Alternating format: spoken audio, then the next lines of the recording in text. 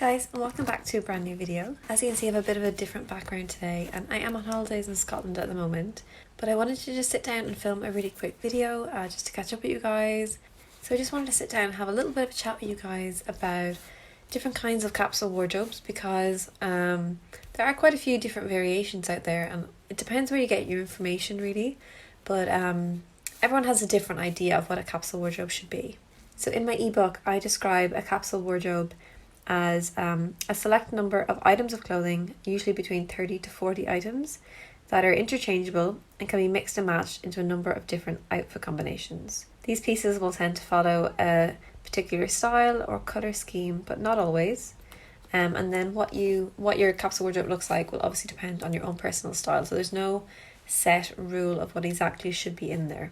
And if you've done any research into building a capsule wardrobe, you'll probably have found lots of different ideas on different kind of concepts of capsule wardrobes. But I think it's important to find the one that works for you and your wardrobe as well. And it will depend on what your starting point is and where you want to end up with the capsule wardrobe. So the first one I want to talk about is one that you've probably seen me do a few times on my channel, and you've probably seen a lot of different bloggers do it, whether they kind of talk about capsule wardrobes or not, and that's the 10 by 10 challenge. This is where you take 10 pieces of clothing or accessories and you mix and match into 10 different outfits. So this can be a great one if you're starting out and you just want to test the versatility of the pieces in your wardrobe. You can do this over just a period of 10 days, and you can just see how many outfits and how many different combinations you can get out of 10 pieces. So what I would do for 10 by 10 is I would pick 2 pairs of shoes just to have a bit of variation in your outfit. So maybe a casual shoe and a more dressy shoe, because you could wear the same look twice, but with a different shoe it could look completely different. I would probably pick an outerwear piece as well, just to add that in. And again, depending on the time of year, if it's winter you might want to add 2 different outerwear.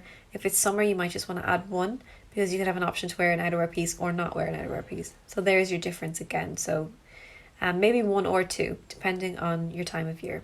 And then I would add in maybe 3 tops and 3 bottoms, or if you wanted to add in a dress as well, you could remove one of the bottoms and add in a dress, maybe 3 tops, 2 bottoms and a dress or a jumpsuit, and all in one piece. Because this again can be layered. You can throw tops over it, underneath. If it's a button down dress, you could unbutton it and wear it as an outerwear piece, which is another great tip for summer, just to get that more versatility out of your pieces, is to have pieces that kind of mix and match. So 10 by 10 wardrobes are really handy if you're going on holidays or something and you just want to pack a really small capsule wardrobe, so you'll know that you have minimum 10 outfits in your capsule wardrobe. But again, like I like to talk about my fashion mats formula, if you multiply the amount of tops by the amount of bottoms, that will, if all the pieces can be interchangeable, that will be how many outfits you have, like on the kind of bare minimum. So if you have 3 tops and 2 bottoms, that's 6 outfits. If you've got 2 pairs of shoes, that's 12 outfits. If you've got an outerwear piece, that's 24 outfits. So it's with the outerwear piece or without. And then you've got your dress, and you can multiply that by the number of shoes and outerwear as well. So you definitely have more than 10 outfits in a 10 by 10 capsule, but it is a great place to start. Try and pick 10 pieces and combine it into 10 different looks. I'll link a few of my 10 by 10 videos below, and I'll stick a card up there as well if you just want to see the versatility you can get out of 10 pieces. The next capsule wardrobe concept, and this is the very first one I ever heard about, was the 37 piece capsule wardrobe. So this includes everything from shoes, dresses, outerwear, everyday clothing, workwear clothing. I don't know if it includes occasion wear. It might, but I wouldn't include it because I don't really wear occasion wear that often. It doesn't include loungewear or like workout clothes, but it includes everything else that you'd wear on your day-to-day basis.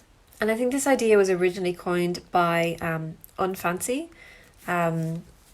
I'll leave a link to that blog down below so you can take a look at that blog post. You might get a little bit more information out of it, just because it was obviously, if it was her idea, she probably has a little bit more information on it than I will, and a bit better explanation of the concept.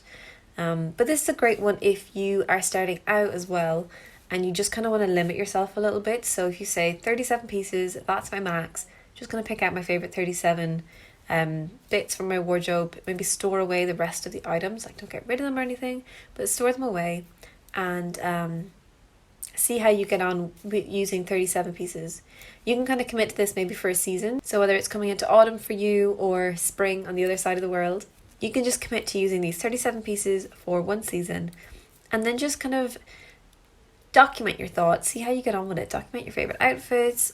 Maybe you could keep a journal and write in it like how you're finding the capsule wardrobe process, things that you're missing out of your wardrobe, things that you never wear, things like that. Just that you could use that information for the next season and build an even more successful wardrobe. Although I started off originally with a 37 piece wardrobe back maybe like 2015, something like that. I definitely don't have 37 pieces anymore. I probably have a few extra, but I usually keep it in and around that amount because I feel like I know what that amount looks like now, whether I count it up or not. The next capsule wardrobe concept is Project 333 or 333, and this recently came out as a book. It's written by Courtney Carver. So originally started out as her blog, she now has a book, which is really great. I've been listening to it on Audible and really enjoying it. So I'll link it below if you're interested. If you have Audible, you can obviously get it for free. And this basically is you have 33 pieces for 3 months, so 333. And it's kind of similar to the 37 piece wardrobe. It's just 4 less pieces, and it's over the 3 month period. And every 3 months you kind of rejig your wardrobe. So obviously whatever 3 months you pick is completely up to you. By season makes sense, but not everywhere you live has really defined seasons. So like for Ireland and England, summer can be a little bit of a wishy-washy one. Sometimes it starts in April, sometimes it starts in June.